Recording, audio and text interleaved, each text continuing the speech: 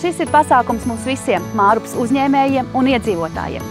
Ikdienā braucot garām, mēs redzam daudzu uzņēmumu izkārtnes, bet nemaz nezinām, ar ko tie nodarbojas. Šī būs vieta, kur daudz ko izzināt un uzzināt ko jaunu par uzņēmumiem Mārupē. Šeit ir iespēja arī uzzināt par jaunām darba vietām, jo dzīvot Mārupē un strādāt Mārupē ir viens no mūsu biedrības lozungiem, runājot par darba vidi. Būs uzņēmēja izstāde, būs interesants aktivitātes ģimenēm ar bērniem, viktorīnas, stafetes, sportiskās aktivitātes, būs pludmales volejbola turnīrs, būs interesants tikšanās un vērtīgas sarunas ar uzņēmējiem, un pašā noslēgumā koncerts ballīte, kurā lustēsimies mēs visi kopā. Mārupas novads ir viens no visstraujāk augošajiem novadiem Latvijā, gan iedzīvotāju, gan uzņēmējdarbības ziņā. Bet cik daudz mēs, uzņēmēji un iedzīvotāji, zinām viens pa otru?